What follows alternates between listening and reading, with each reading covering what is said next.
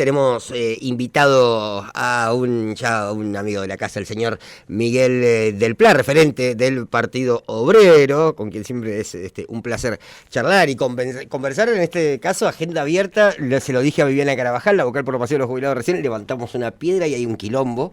Ya no sabemos qué objetivo es el que hay que tomar, ¿no? De las luchas se han abierto muchos frentes, ¿no?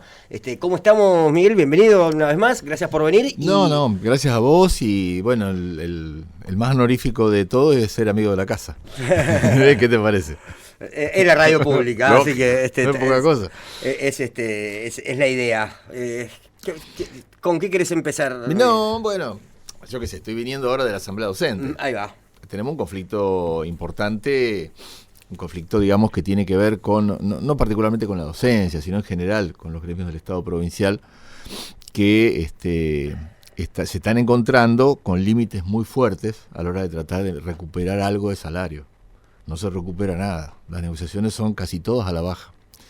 Y en algunos casos escandalosamente a la baja, digamos, demasiado brutalmente. El caso de los viales, realmente las ofertas que le están haciendo es casi para parar, seguirse, ¿no es cierto? Es decir, para faltar al respeto, porque no se pueden considerar seriamente.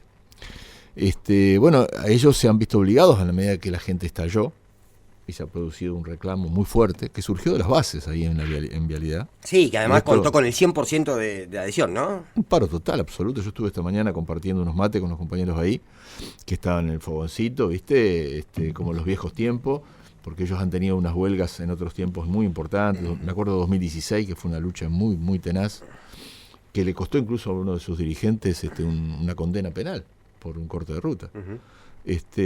Pero bueno, hoy los vi combativos, fuertes, unidos, más allá de que, viste, en los conflictos que tenemos ahora, se da un componente que, por ejemplo, me lo planteaban los compañeros de Gregores, con el conflicto municipal en Gregores. ¿En qué consiste? Muchos funcionarios que ya no son funcionarios ahora están en un cargo de trabajador. Volvieron a su cargo de base porque perdieron las elecciones, digamos. Antes tenían muchos mimos del poder y algunos beneficios por estar del lado del patrón, digamos. Y al haber perdido eso, de pronto ahora son luchadores. ¿Se comprende? Es decir, y entonces muchos compañeros dicen, che, pero si este era el tipo que me apretaba ayer, hoy lo tengo acá al lado y dice que no, que quiere el mejor sueldo y que... ¿Es bienvenido ese tipo en la lucha? Es complicado. Ajá. Esto trato de decir, tenemos ese problema como un problema, ¿no es cierto? Y ese problema también está en Vialidad, porque en Vialidad también había un poco de esta situación. Entonces, esas situaciones generan a veces un ruido interno. Yo creo que esos ruidos se tienen que superar si nos une el objetivo. Y no hay que tenerle miedo a compartir la lucha con quien sea, si el objetivo es claro, si decide la asamblea, si las decisiones son democráticas, si el gremio actúa como tiene que actuar. Entonces, en ese punto no me molesta, personalmente a mí. Y yo trato de que aquellos compañeros que se sienten molestos, decirles, miren, tengamos un poquito de tolerancia, porque acá tenemos que privilegiar la unidad de los trabajadores. Y si el compañero es un laburante y está peleando junto con nosotros, vamos para adelante todos, porque tampoco, cuando uno a veces luchaba contra un gobierno kirchnerista, no poníamos como tope que venía un radical a pelear con nosotros. ¿Se comprende? Sí. Entonces luchábamos todos juntos y no me importaba si era radical o no era radical, o si era peronista o lo que fuera, porque lo que nos une es la acción por un reclamo que es justo y es necesario. Bueno, ese ruidito está. En estos conflictos que se están produciendo ahora aparece ese problemita que lo superamos por medio de los métodos democráticos de la clase trabajadora, y ningún problema. Ahora, el gobierno está teniendo problemas porque creó una expectativa. Su campaña electoral, sus planteamientos...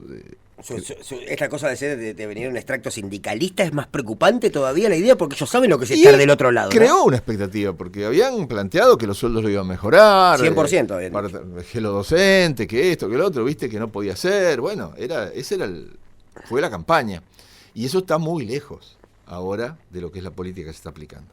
Si vos en lugar de recuperar 100% le bajás los sueldos frente a la inflación, y el discurso no te van a felicitar. En un punto determinado la próxima va a tener que ser la promesa del 180, porque vas a tener un lío bárbaro, claro. Digamos, estás a riesgo de tener un lío importante. Entonces dirán que la crisis, bueno, que Milei los aprieta, pero bueno, si Milei los aprieta hay que enfrentarlo a Milei y pedir al pueblo que te apoye para enfrentarlo a Milei. Y creo que vamos a estar todos. Sí, todos queremos que el plan de Milei no se aplique contra el pueblo, que es lo que está haciendo. ¿Lo apoya, crees, el gobernador a Milei? Digo, porque también hay como... Va y viene. Va y viene, ¿no? Esta cosa de le voto la ley Bases en diputado, pero le voy a la corte por el tema del tarifazo del gas. Digo, es difícil. ¿Crees que es una estrategia? ¿Crees que falta de conducción política, falta de experiencia? ¿Cómo lo ves en ese sentido? Vos con toda la experiencia que tenés como dirigente. Y mira, a mí me da la impresión de que un poco va y viene porque no tienen claro un rumbo, no tiene un programa estratégico definido. Ideológicamente comparte muchas cosas con Milei. ¿Por qué comparte muchas cosas con Milei? Los dos son de la iniciativa privada, de que las inversiones son lo que van a sacar el país adelante, se entiende que hay que achicar el Estado, que hay que terminar con la corrupción y ese era el gran problema. En esto tenés discursos... Pero en eso estamos todos de acuerdo. En eso sí, no importa. Pero discursos calcados como campaña política, claro, te quiero decir. Sí. ¿Entendés? Que son los discursos que tipifican una determinada movimiento político-social. Bueno, en ese punto ellos están batiendo el mismo parche, por decirlo de alguna manera. Ahora, bueno, el resultado de eso es que Milei con su política y en un antiestatismo rabioso se va a YPF de Santa Cruz, la represa está amparada y CRT lo van a destruir, por más que digan lo que digan, está a riesgo de que lo destruyan. Y estamos con un problema muy serio porque grandes fondos que tenían que llegar a Santa Cruz, como el pago del incentivo docente, no llegan. Yo te quiero... El incentivo docente uno dice, bueno, finalmente son 50.000 pesos para la mayoría de los compañeros. Es negro, los jubilados no lo cobran, es una porquería. Digamos, vos lo pensás así, puede ser una porquería. Pero finalmente la plata que te ayudaba a pagar un alquiler o que para así, lo que sea. Pero así sea para ahorrar, es tuya. Y pero te corresponde. No, pero voy a esto. Que la realidad es que se dice que los docentes no han perdido salario este año. Estrictamente, al haber perdido el incentivo docente, esa afirmación no es cierta. Porque si vos contás el incentivo docente, los docentes también perdieron salario. ¿Se entiende? En los otros rubros donde cobran su sueldo, no perdieron salario. Mantuvieron más o menos con la inflación hasta que llegó este conflicto donde estamos metidos ahora, que no sé en qué va a terminar. Pero, desde el punto de vista de la realidad salarial, llegaba menos plata a su bolsillo que la que llegaba en noviembre, diciembre del año pasado, en la práctica, objetivamente. ¿Por qué? Porque el incentivo docente desapareció. Es decir, que también los maestros perdieron frente a la inflación. Y por eso también están enojados. Porque tendrá la culpa Milei, Vidal, no sé quién tendrá la culpa, pero la realidad es que la situación económica está más difícil. Y ahí se les ocurrió, viste, que el gobierno tuvo que rebajar la jornada de 5 horas a 4 horas en primaria, volver a la jornada tradicional. Igual la jornada de 5 horas, te digo que fue muy dura para los maestros. Les costó, llegaron a fin de año semifundidos la mayoría, algunos no llegaron. O sea, el desgaste de esos 5 horas y 5 horas en la escuela, más todo el trabajo externo que hace un maestro, te la regalo. Y bueno, finalmente volvieron a las 4 horas. Ahora, cuando volvieron a las 4 horas, el gobierno tenía un problema. ¿Por qué? Porque era un derecho adquirido que los trabajadores ganaban más de lo que habían ganado antes cuando trabajaban 4 horas. Ahora te bajaban a 4 horas y le tenían que bajar el sueldo. Claro. Mirá el lío. Y, por ejemplo, el pago del título en la docencia... Que se paga solamente una vez. No se paga en la segunda hora, sería Se paga una sola vez. Todo el docente cobra una sola vez el título. Aunque trabaje 2 cargos, lo que sea. La cantidad de horas que tenga. Si tiene más de 18 horas, cobra el título completo. Pero no más de eso. Y el título no es poca cosa porque es el... ¿Cuánto representas en plata? Y calcularle que en este momento debe estar en 120.000 pesos. Bueno, no, es importante. Pagar el alquiler, la mitad del alquiler. No sé, pero es una plata, sí, por supuesto. Y aparte es importante, lo que te quiero decir es esto. El título se calcula, es el equivalente al básico del maestro de grado. Ah, se calcula así, no tiene un monto fijo. Ahí no va, tiene un monto ahí fijo. Va. Aumenta el básico del maestro de grado. ¿Cuánta información que nos aumenta falta el título? Esto? ¿Me Sí, comprendes? Sí. Bueno, entonces, ¿qué es lo que ocurre? Cuando se aumentó de 4 a 5 horas el cargo testigo del maestro de grado, automáticamente aumentó el sueldo un 20%. Automáticamente aumentó también El título. El título. Aumentó también entonces el título para todos los maestros. Claro. Porque los que no son maestros primarios, igual les correspondió ese aumento. Cuando tenían que bajar el sueldo a la vuelta de las 4 horas, si lo hubieran querido hacer, se encontraban con 2 problemas. Un problema que era un derecho adquirido, iban a tener juicio, despelote, problemas de todo tipo, porque los maestros iban a defender de que vos no me podés bajar el sueldo. Seguro. Segundo, tampoco podías bajar el título, porque te iban a salir a reclamar todos los demás docentes que no son de primaria. ¿Se comprende el bollo? Bueno, Sí. ¿el gobierno qué encontró para solucionar esto? Encontró una oferta que es la que nos hizo ahora y fue rechazada y es la que motivó este conflicto. ¿Cómo es? No le bajó el sueldo a los maestros. Mirá, interesante, no le bajó el sueldo. Mantuvo el sueldo de los maestros. Bajó 4 horas, pero mantuvo el sueldo. Muchos interpretaron de que era una especie de aumento salarial. ¿Sí? Muy bien.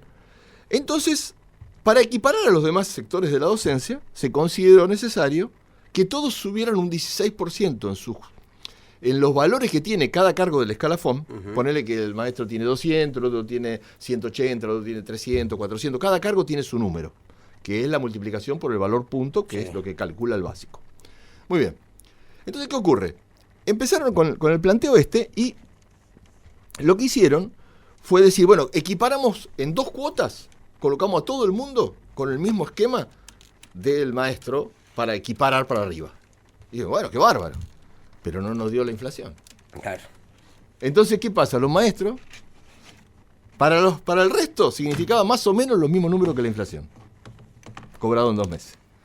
Para los maestros significaba 3 meses de congelamiento salarial. O sea que lo que no le habían quitado en una cuota, se lo estaban quitando en 2 cuotas, o en 3 cuotas.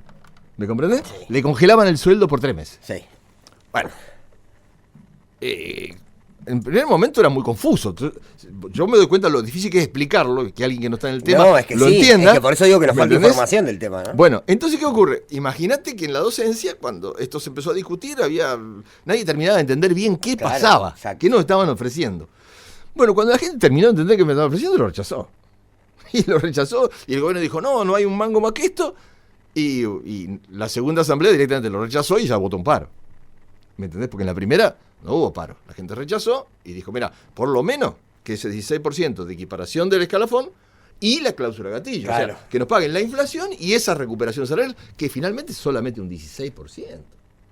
Que lo podían hacer en un par de pagos. Tampoco es que estaban matando.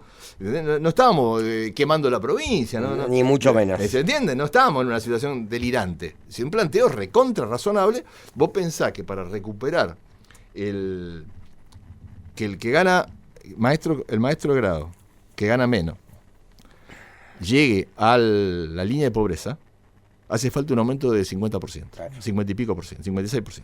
Estamos pidiendo el 16%, todavía estamos 40% abajo, digamos. Lógicamente la lucha nuestra es por el sueldo, que ninguno esté bajo la línea de pobreza, todo lo demás, pero también sabemos que no se va a conseguir en una sola vez, que hay que dar una lucha, que es un proceso, que lo que por lo menos queremos es iniciar ese proceso de recuperación del sueldo, porque nosotros estamos muy abajo. En 2015, el docente que menos ganaba unos pesos arriba de la línea de pobreza. ¿Entendés? El que menos ganaba. El que menos ganaba. O sea, no es que estamos pidiendo algo que, viste, nunca en la vida se vio, que estamos en la luna de Valencia, digamos. No, estamos pidiendo algo que ya lo tuvimos, que ya existió, y de lo cual retrocedimos en los 8 años de Alicia muy brutalmente. Muy brutalmente. Bueno, entonces, si la promesa era recuperar el valor del salario, si la promesa era que los docentes tienen que ser bien pagos porque hay que jerarquizar la educación, mira lo que nos pasa ahora. Pues es que no hay maestro. No es solamente nivel primario, ¿no? Ahí está la preocupación sobre todo. Eso me decía por lo menos la presidenta del Consejo de Educación. Es que no hay. No es que no hay. A ver, el maestro dice, yo gano en un cargo y cobro título. Pero en el segundo cargo no me pagan el título. Claro. O sea que el segundo cargo, si yo gano 450 en un cargo, en el otro cargo gano 350. Esos 350, vendo abón, vendo cualquier chuchería, hago una changa, voy a limpiar una casa, hago algo y gano más. ¿Se entiende? Está tan desvalorizado el salario docente que el propio maestro elige no trabajar en los 2 cargos. Claro.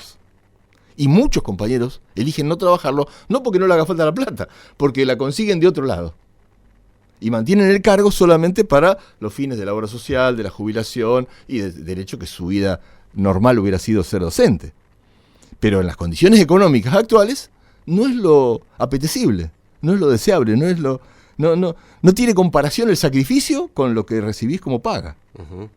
Bueno, como resultado de eso, entonces es una descalificación, porque te ves obligado a ofrecer, por ejemplo, que den clases personas que no tienen título. Claro. Y lo tienen que hacer porque si no hay clase. Sí. O sea, alguna cosa tienen que hacer. Entonces, Pero no cobran el título esas personas. no, naturalmente que Pero no. pueden dar clases. Pero cobran un porcentaje del título, porque el título se cobra el 100%, el que tiene título docente, después de un título habilitante se cobra el 90%, el título supletorio se cobra el 60, 70%, y el idóneo, que no tiene ningún título, cobra el 60%. O sea, también hay una asignación por título más baja, digamos, ¿no es cierto? Pero lo que yo voy es lo siguiente. Está muy desvalorizado el sueldo docente. Hay que recuperarlo. Cuando Vidal decía esto en su campaña, tenía razón. Digamos, con patas y todo. Es así, hay que recuperar el salario docente. No puede ser ese salario docente. No es razonable. Como el de todos los sectores de la administración pública. No es que estoy defendiendo especialmente a los maestros. Hay una decepción de parte del plantel docente en general con el gobierno. Digo, Mira, nosotros teníamos una duda. Hay un sector de docente que no solamente ha apoyado al gobernador actual, sino que ha hecho campaña a favor del gobernador actual. Eso está claro, ¿no? Digo, Por eso todos lo tenemos claro. Cuando se discutió este conflicto, sí, nosotros teníamos la siguiente preocupación. Sí. Porque ya me decía, acá la mayoría de los compañeros han votado a Vidal. No solamente votaron, hicieron una campaña. Y algunos han hecho campaña. Sí. Bueno, ponele. Sí. Entonces, han pasado 3 meses. ¿Lo bancarán? ¿Qué pasará? Claro, ¿cuánto es el tiempo de te espero hasta cuándo es? Bueno, no sabíamos. La realidad se demostró que lo pueden bancar o no, que le pueden tener expectativas o no, pero si no se mejora el sueldo, van a hacer paro. Y ya lo hicieron. Y el paro fue contundente.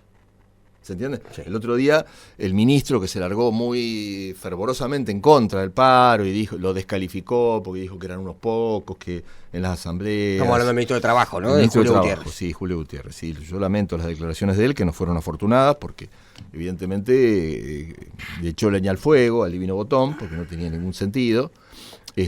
Quizá porque tenía la expectativa que se aprobara algo que después los docentes no aprobaron, pero bueno, así es la democracia, si no, ¿qué gracia tiene? Uh-huh. Si no, sería simplemente uno que manda y los demás que obedecen. Y la vida, por suerte, todavía un poquito de vida tenemos democrática y estamos disputando para que las cosas no sean que uno solo mande. Hablando de esta discusión, Vidal-Milei, lo mismo Julio Gutiérrez es parlamentario por la Libertad Avanza, ¿no? Recordemos que, además, cierto, que ha asumido como libertario del partido totalmente. No como libertario, sino como esa no se la facturé todavía. No se la facturé, te hice acordar. Me hiciste acordar. Nos tomamos un memorial. Pero de cualquier manera, digo, un sindicalista hablando de que son poquito, digamos, desvalorizando un paro, y al mismo tiempo siendo representante de un partido de extrema derecha, antisindical, claro, en la región, ni siquiera en el país, ¿no? Bueno, es un poco... Es raro, sí. De cualquier manera, claro, yo cuando en una declaración dije que hablaba como Milei, no había razonado que además no solo hablaba, sino que era parte del partido. Pero bueno, no importa. Lo que yo te quiero decir es que, en definitiva, lo que dijo Gutiérrez no se concretó en la práctica. Uh-huh. Él creyó de que había unos loquitos que estaban haciendo lío, y la realidad es que los maestros no están conformes con la oferta. Eso es lo que se demostró en la discusión, y por eso tuvieron que rebobinar, y ahora de una conciliación obligatoria y tratar de apretar a los maestros, amenazar con descontar el día, pasaron a una negociación paritaria de nuevo, a una discusión, y bueno, hoy la discusión fue en vano, porque no sé por qué convocaron una reunión para no ofrecer nada. Esto quedó ahora para el viernes. Mañana hay congreso de ADOSAC. No te extrañé que se vote alguna medida de fuerza. No sé, eso lo decidirá el Congreso, pero puede ocurrir. Si fueras parte del Congreso, ¿qué decidirías? Que lo más probable es que primero se van a adherir al paro el jueves desde ya. Sí, eso seguro. Va a participar, sí, pero seguramente va a estar planteada la discusión si el viernes hay paro o no hay paro. Seguramente eso se va a discutir. Uh-huh. O por lo menos algún sector seguramente lo va a plantear. Entonces yo te quiero decir, vamos a ver qué pasa. El viernes la paritaria. Ojalá haya una oferta y ojalá se arregle, porque lo ideal, yo te estoy diciendo... Las pocas pretensiones que tienen los maestros son estas mínimas. Ir recuperando de a poco el salario. Es eso lo que se pide. Porque Gutiérrez también dice como que no hay propuesta. La propuesta es esta, ¿no? Más claro de agua. Se lo dijeron los dirigentes gremiales de todas las formas posibles. ¿Se puede arreglar el conflicto docente momentáneamente en la paritaria del viernes? Ojalá. Sí, ojalá, claro que sí. Si hay una oferta como esta que te digo, la inflación y esta recomposición salarial de... ¿De cuánto tiene que ser la oferta para que sea una buena oferta? No sé, para que sea una buena oferta. Yo te digo, ¿cómo yo creo que sería la base mínima? ¿Hasta dónde es recomposición y a partir de dónde es aumento también, no? Es que la pregunta es así, mira. Aumento no va a haber. No. Porque para que haya aumento todavía tenemos que recuperar lo del 2015. Sí. Entonces, es solamente cláusula gatillo y recomposición. ¿Cómo se hace la recomposición? Hoy la cláusula gatillo sin retroactividad a enero, ¿sirve? Porque van a plantear un 5... No, pero si nosotros tenemos cláusula gatillo retroactiva de enero. Nosotros hemos venido todos los meses con cláusula gatillo. Aunque no se llamó cláusula gatillo. Pero donde la inflación era el 10, te daban el 10,5. Donde la inflación era el 5, te daban el 6. O sea, estuvimos 0,2, 0,3, 0,4 arriba. Así que no, en ese punto... Desde enero hasta ahora. Desde enero hasta ahora. O sea, en ese 60% de inflación, ustedes cobraron, aparte del aumento que en paritario, ¿ustedes cobraron esa cláusula de gatillo? ¿Cómo es? No. Esa cláusula de gatillo fue todo el aumento que tuvimos. Claro, no tuvimos a más eso nada. voy, a eso voy. Entonces Solamente no hubo tuvimos cláusula de eso. gatillo, hubo recomposición salarial. Bueno. No cláusula de gatillo, claro. Bueno, nosotros no le llamamos recomposición salarial porque no es una recomposición Claro. salarial. Digamos, porque si vos te mantienen con la inflación, lo único que haces es tener el mismo sueldo. Claro. Te alcanza para comprar Exacto. 3 vacas, digamos, 3 kilos de carne, comprar 3 kilos de carne. Sí. No cambió, ¿me entendés? En ese sentido no hay una recomposición salarial. Recomposición salarial es cuando yo pueda comprar 4 kilos de carne en lugar de 3. Pero digo, si ahora se habilita una cláusula de gatillo real, ¿la van a pedir retroactiva? No importa eso. Porque ahora va a venir el índice de inflación y va a venir poquito, ¿eh? La retroactividad se va a pedir, y la está pidiendo el gremio, a marzo. Uh-huh. La retroactividad se pide a marzo. A marzo se pide retroactividad de que se aplique cláusula gatillo y la recomposición esta del escalafón que yo te expliqué antes. Entonces, si se arma una digamos, que venga realmente el aumento sobre el mes de marzo, digamos, a partir de marzo, con la inflación que corresponde para ser aplicada en abril, con el índice inflacionario más la recomposición de los ítems, es la base para un acuerdo salarial. Uh-huh. Y que sea el principio de un plan de recuperación salarial para adelante. Esta es la idea. Y eso es lo que se está planteando como eje del tema. Lógico, yo no sé si el gobierno quiere dar eso o no quiere dar eso, pero no es mucho. No estamos hablando de una locura. Estamos hablando de un pedido recontra razonable. Es menos de lo que te piden los viales, por ejemplo, sí, que están pidiendo un aumento salarial muy importante. Los viales tienen ahí otro tema, otro ítem que es el viático. También. 10.000 pesos por día. Pero están con un problema sí, ahí, porque normalmente se ha utilizado el viático para romperle el paro. Te dicen, te doy viático, pero no tenés el básico. Entonces, cuando van al campo, cobran, cuando vuelven no cobran nada. Claro. Eso no sirve. Ellos tienen que tener un viático vinculado al salario básico. Eso es lo que está en discusión dentro del sector vial, uh-huh, y me parece muy correcto. Sí, seguro. Es la forma que ellos tienen que discutirlo. Y bueno, yo apoyo el reclamo que están planteando los compañeros. En realidad lo que está planteado es esto, mirá. Nosotros tenemos la ley base esta, que es una porquería, y un paro nacional en contra. ¿Qué tienen que hacer los senadores santacruceños? Votar en contra. Que tienen un protagonismo impresionante como hoy, nunca. Como nunca antes el protagonismo de los senadores de Santa Cruz. Yo creo que Carambia nunca se habrá imaginado que le iba a tocar este papel. Que es árbitro. Casi árbitro. Sí. Es casi árbitro. Tanto Carambia, porque bueno, se conoce, ya está, es conocido el voto que va a dar Unión por la Patria, que es negativo. Falta todavía definir qué van a hacer Cadano y Carambia, ¿no? Y ahí es donde... donde la gente ya no confía también, ¿no? Bueno, porque pero... digo, han venido, no sé, Garrido, o lo has escuchado a Carambia, denostar a Milei y a la Libertad Avance y después votarla a favor. Entonces, sí, votaron a favor. Entonces ahí está. Y lo de Acevedo, que en lugar de votar a favor, estaba en el baño, Acevedo. Se retiró, no votó, después salió a decir que votaba. Estaba en el baño de verdad. Una parte que votó, que la votó porque le habían pedido los gremios, o sea.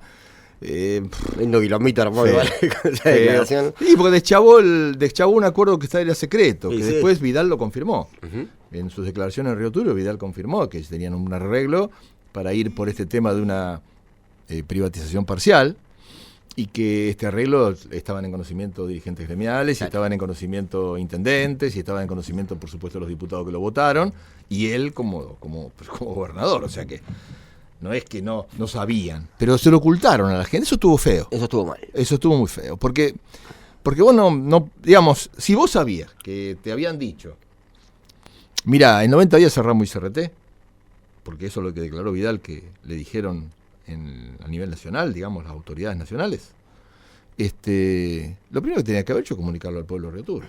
Miren, muchachos, nos acaban de decir esto. ¿Ustedes qué opinan? ¿Qué vamos a hacer?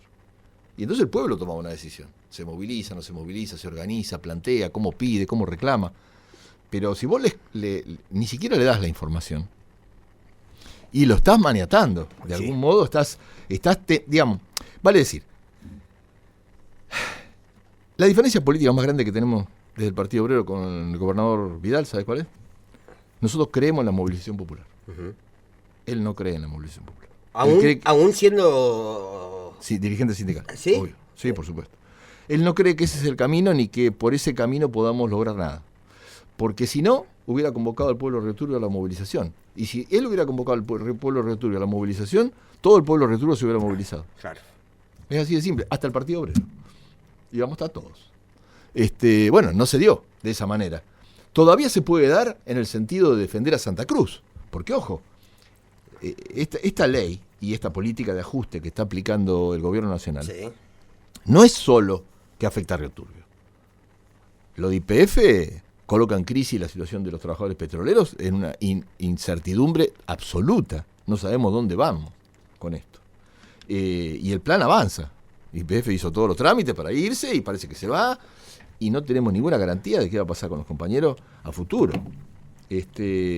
Y lo mismo pasa con el tema de las represas. Hay muchas negociaciones, pero no hay nada real. Hasta ahora le han prometido a los compañeros que van a volver quizás en la temporada estival. Así que hay que pasar todo el invierno. Son 2.000 y pico personas, no son 4. Mucha gente y de muchos pueblos de Santa Cruz que de algún modo su economía también gira alrededor de la capacidad de compra de estos compañeros, de estos trabajadores, con sus familias y todo lo demás. Entonces el tema nosotros creemos que es muy grave, y lo que hace falta, nos parece, es generar el nivel de movilización popular mayor que se pueda. Nosotros creemos que ese es el camino, que tiene que haber asamblea popular en Río Turbio para discutir y defender la empresa y defender que no se privatice nada y que los trabajadores tengan una incidencia directa en el manejo de la empresa, que haya una figura legal con la carboeléctrica estatal, que es lo que siempre votaron los trabajadores cada vez que hubo un congreso del carbón o que hubo una oportunidad de debatir el problema. Y nosotros respaldamos esa decisión de los mineros. Y creemos que todo el pueblo tendría que apoyar de Santa Cruz. Y lo mismo con los compañeros petroleros y con los compañeros de la construcción. Creo que eso es lo que nos importa, tratar de defender los puestos de trabajo de todos. Y las posibilidades a futuro. Después está el problema del impuesto a las ganancias. Para Santa Cruz va a ser ruinoso. Son miles de compañeros que van a ser afectados de nuevo por el impuesto a las ganancias. Y ahora viene sin quitas. Porque antes tenía las quitas de que por zona no entraba a la zona, ponele.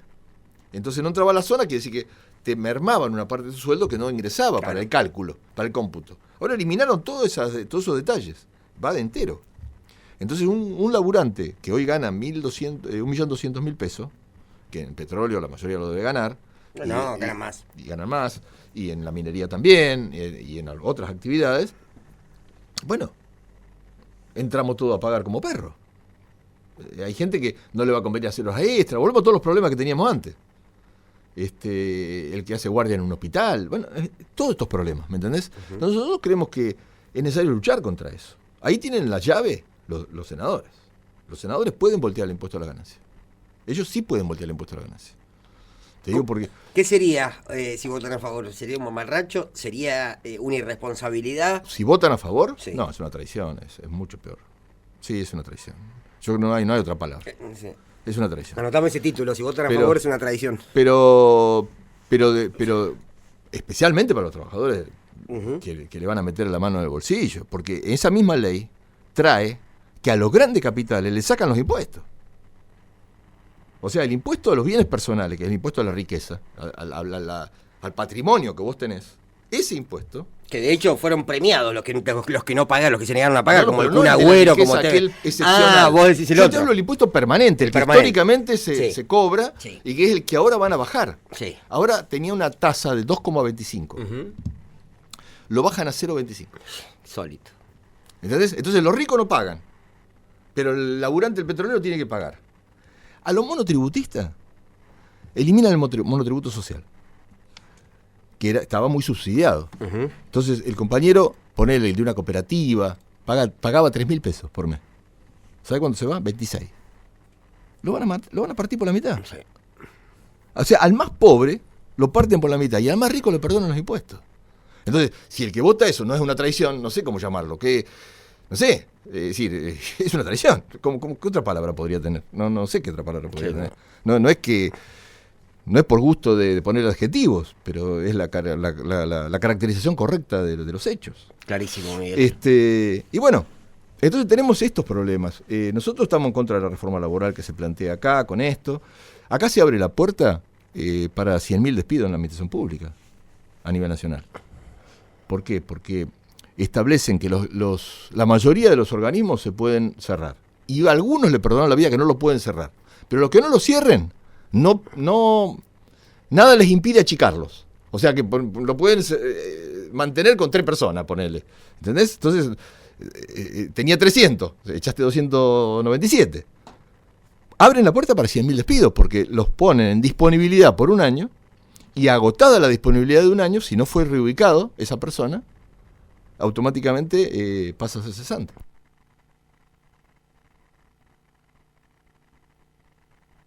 La garantía constitucional de la estabilidad laboral del empleo público la están pisoteando con botas militares, la están destruyendo. Uh-huh. Entonces, el otro día aparecía en un reportaje con Gabriel Solano, uno de los periodistas estos más conocidos de los medios oficialistas, y le decía, no, pero acá no hay ninguna cosa que perjudique al trabajador. Menos mal. No supermercado. Menos mal, ¿viste? O sea, hasta ese nivel de negacionismo, de pronto, de la barbaridad que significa todo esto. Bueno, entonces, nosotros, son 2 leyes, ¿viste? Una ley es el paquete fiscal y otra ley es la ley el daño base. que han hecho aún sin ley, cierre de distintos, me lo pasa la información y me lo recuerda mi productora Clau, el tema de los recortes en los correos, va a cerrar el correo Entre Lagos, despedidos de ANSES, despedidos de NACOM, despedidos de el cierre del centro de referencia. Me vino bien lo que me acabas de recordar por lo siguiente, porque yo sé que ya debemos estar con el tiempo cumplido. Sí, ya estamos pasados. Mirá, el 9 tenemos un desafío. El 9 es la oportunidad de unir todas las luchas. Uh-huh. La de los que estamos reclamando salario, la de los que están reclamando por supuesto trabajo, la de los que quieren que no les cierren sus entes nacionales. Y los compañeros del correo están convocando a las 12 del mediodía ahí frente al correo. Y ellos van a hacer un cartelazo para defender los puestos de trabajo de la gente del correo. Los compañeros viales, entiendo que le adelantaron la paritaria para mañana, pero en cualquier circunstancia se van a adherir a la medida de fuerza y seguramente confío de que van a participar del reclamo. Uh-huh. Y así otros sectores, y se estaba discutiendo, y seguramente la DOSAC también va a participar, de la movilización esa al mediodía. Y gremios combativos y de izquierda, que nos hemos organizado para tratar de dar la pelea, hemos decidido confluir también allí. Es decir, tratar de hacer un acto lo más digno posible. Hay luchas colectivas que trascienden los partidos. Absolutamente. La lucha por la universidad pública, se veía en la bandera del Polo Obrero, había gente del radicalismo de base, ¿no? De nicho, ¿no? El del radicalismo que le entregó a Macri un poco de alguna manera el país, el partido, pero peronismo, kirchnerismo, Polo Obrero, todos unidos. Milei logró lo imposible, ¿no? En muchos aspectos, ¿no? Bueno, tampoco es que estemos unidos. No, pero hay ciertas solamente luchas. Nos une el espanto. Exacto, el espanto. Pero bueno, sí, el espanto nos tiene que unir, y eso tampoco tiene nada de malo cuando verdaderamente lo que viene del otro lado es un espanto muy grande. ¿Entendés? Es decir, si avanza esta política, realmente los derechos se van a perder en masa y no tenemos que permitirlo. Entonces, esta convocatoria para el día jueves, que se está haciendo aquí en Río Gallegos y que espero que se pueda replicar también en el interior, porque ustedes llegan a todas las provincias, y en Caleta sé que también se está organizando, bueno, tenemos que trabajar para el mayor nivel de movilización posible, que no sea un paro dominguero, porque la propia CGT hace el paro y al mismo tiempo no se juega, y están, hay un juego político feo, grande. ¿Entendés? Una cosa de vacilaciones, de que no se terminan de poner los pantalones de la responsabilidad, que significa ponerse al frente de un movimiento obrero que tiene que derrotar estas políticas antiobreras y antipopulares. Bueno, nosotros creemos que desde la izquierda sí queremos hacerlo, y bueno, hasta donde nos da el cuero y hasta donde nos dan las fuerzas, naturalmente vamos a estar en la calle y vamos a impulsar de que todos los que puedan estén en la calle uniéndose en una pelea que es justa. Gracias, Miguel.